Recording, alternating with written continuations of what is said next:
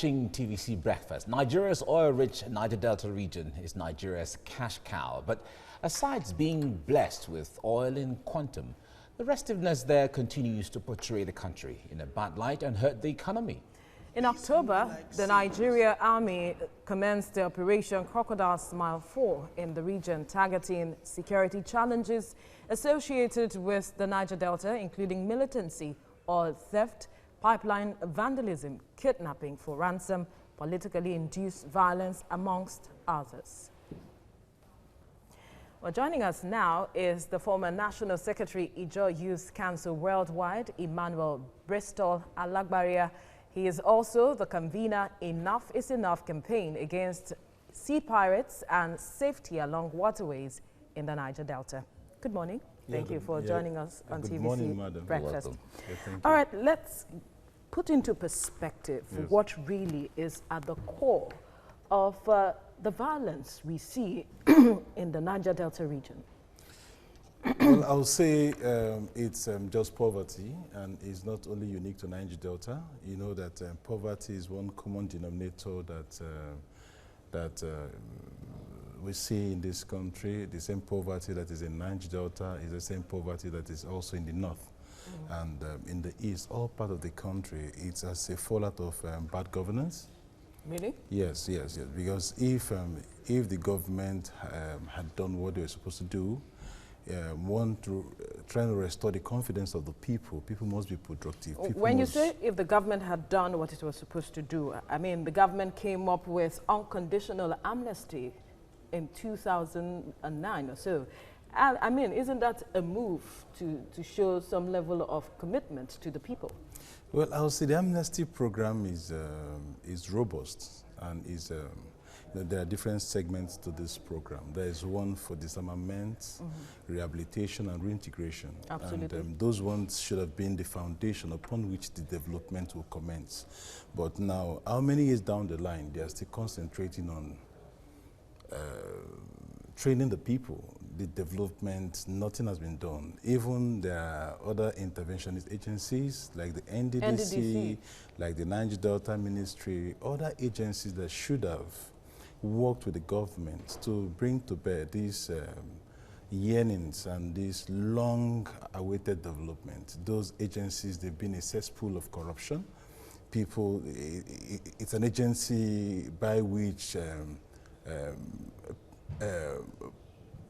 political faithful have been compensated with, so they do not have the intention to develop the region, in as much as they carry the bidding of those persons that have nominated them in government. So it's just a waste of time. If I have to take it up from there, the point there is, Niger Deltans are seen as very enlightened and very educated people. So when it comes to asking questions or investigating or verifying how much has been sent into Niger Delta as budgetary allocation, how much is going into the states as 13% derivation, how much is going into the Ministry of Niger Delta, how much is going into all of these things. I know that Niger Deltans, and even if we're narrowing it down to Bielsa, they have all of this information.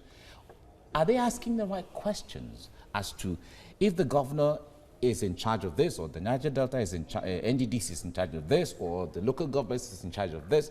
Are they asking the right questions? Because those who are really falling victim are the normal people who may not really have access to that fund. Well, when I was Secretary of Ijaw Youth Council, we tried our best. We asked questions, but it takes us back to our governance system, our judiciary, the anti-graft agencies. Have they been living up to their biddings? Because the only thing we could do as youth is to protest, and sometimes out of frustration, we take laws into our hands to resist them as a confrontationally. But that is not the best example to set for the next generation. And then Excuse me, I'm coming, I'll please. ask a question. So now, the anti-graft agencies, what have they been doing? When issues are raised, in short, they should be proactive, just like now they are proactive on the cybercrime. Cybercrime, they're very proactive, but on political related crime, corruption, they've not been proactive. They only ask questions if you're not within the radar of the government. And how well did you use this system in terms of the judiciary to bring people to book with regards to those things? Our judicial system are not dependable. You and I would know. You understand? Rule of law, as people openly and bluntly flout judicial position in the sense that government do not respect judgments.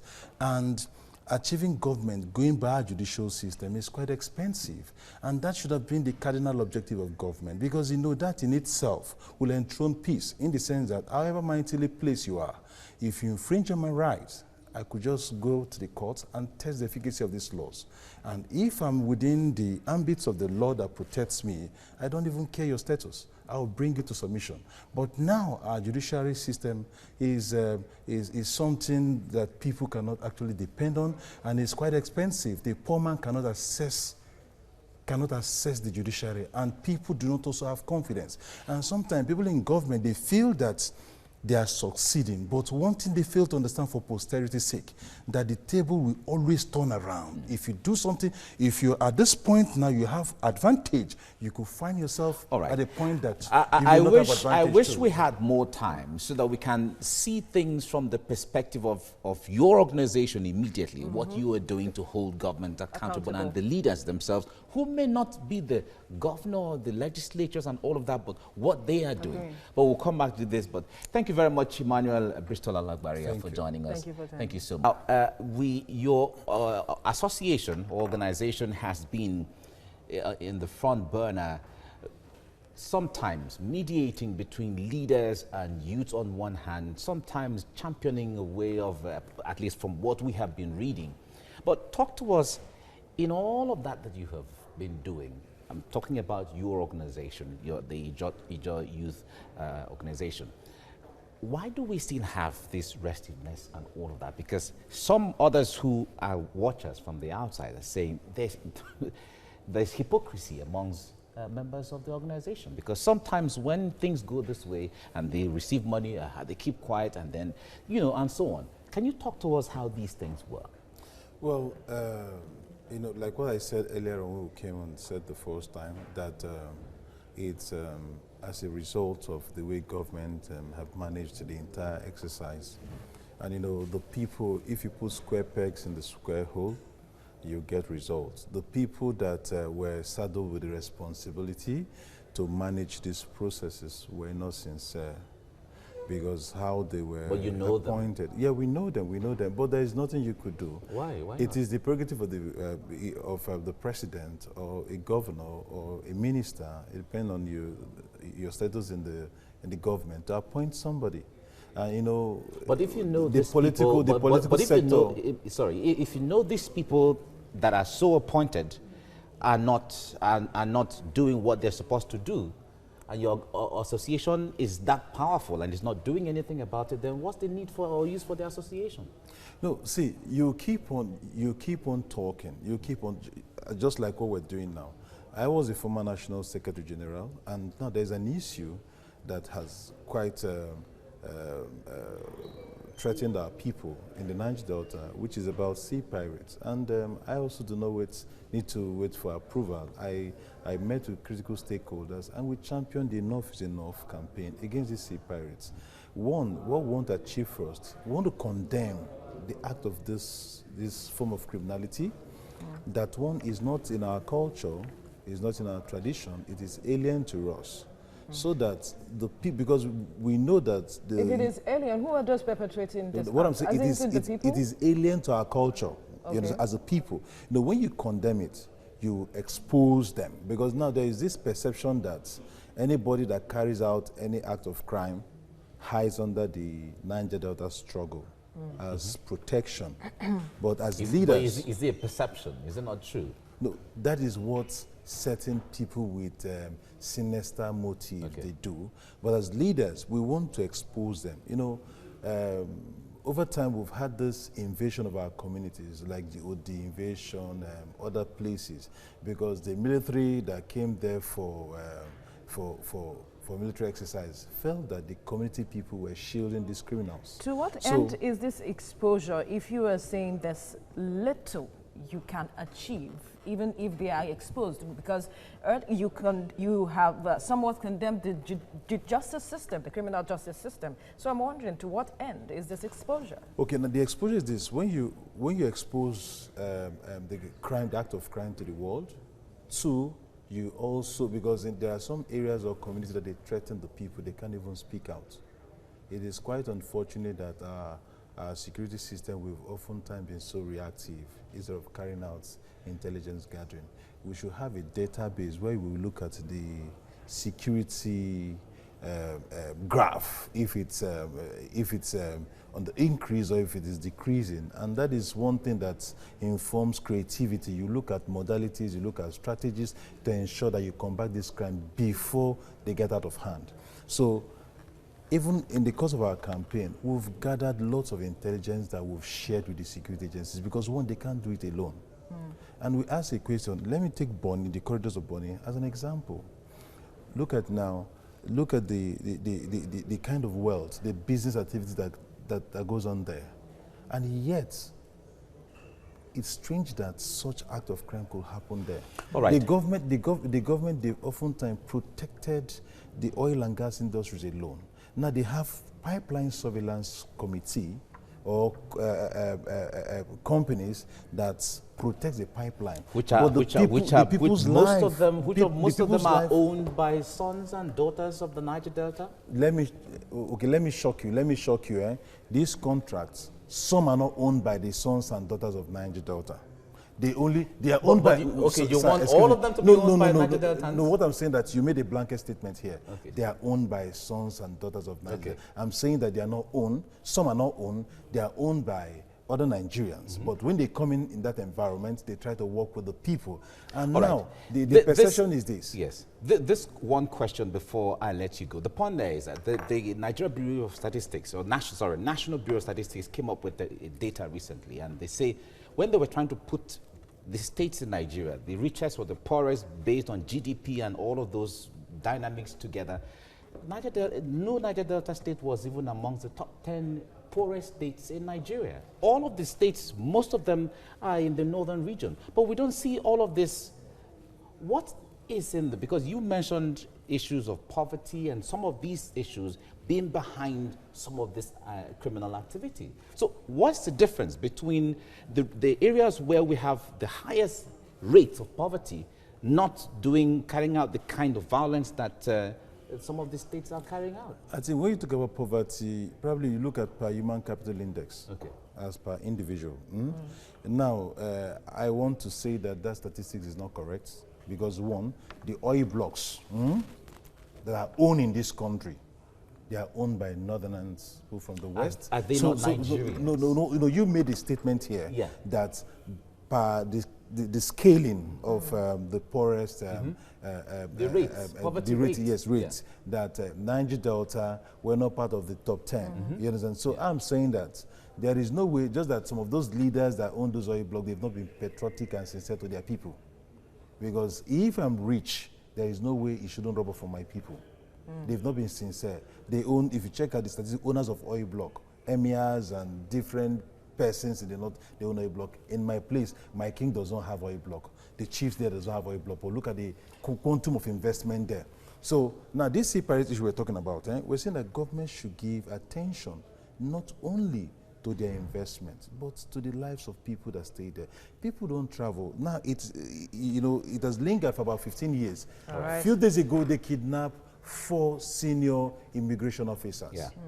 And it's an irony that they could even kidnap government functionaries, which means that environment is not safe. When it comes to the issue of restiveness in the Niger Delta, we thought we have seen the end of it, because it has come again and again and again, government after government, and solutions have been found. A lot of people benefited, some people were settled, other people, and all of that. But we keep seeing new people rising up with new agitations. What is responsible for this?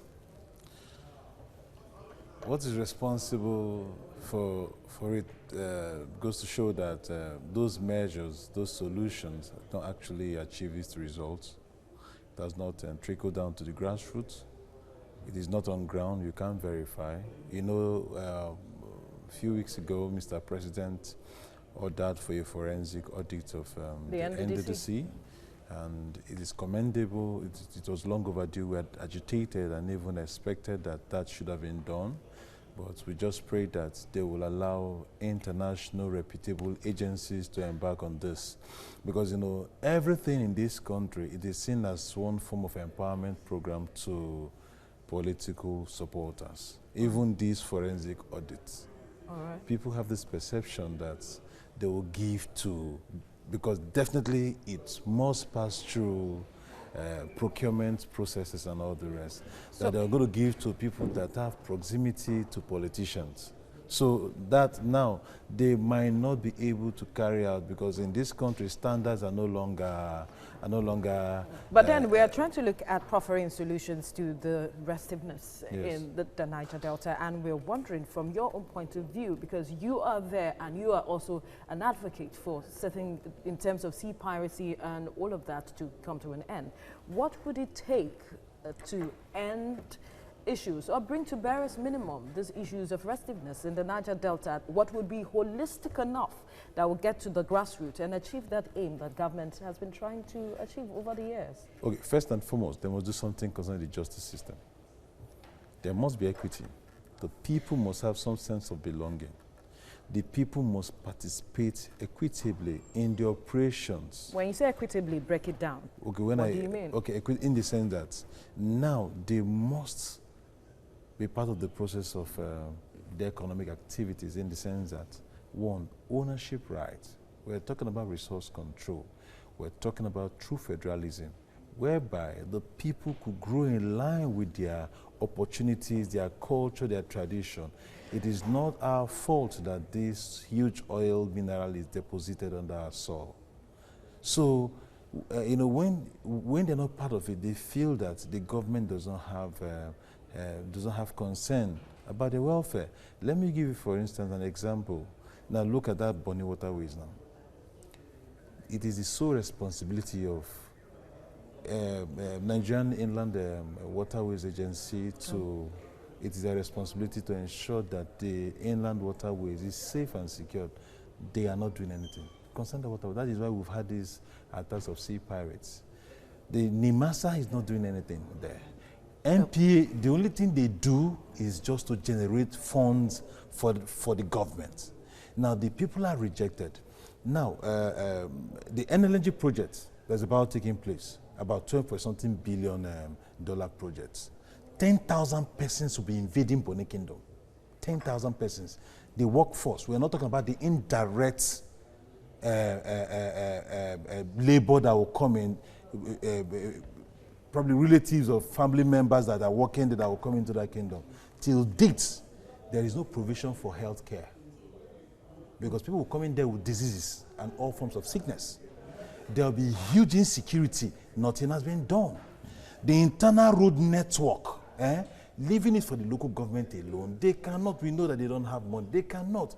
There should have been special projects for this internal project that the government should have deployed to that environment. What has been done with the allocations to these regions? What the allocations they've been getting? See, the allocations, when they pay salary, I'm talking about the local government now. You know, if they had allowed true federalism now, the people should have communicated directly with their local government. All right. Because it is the closest form of government that they see. To the grassroots, exactly. Emmanuel Bristol Alagbari.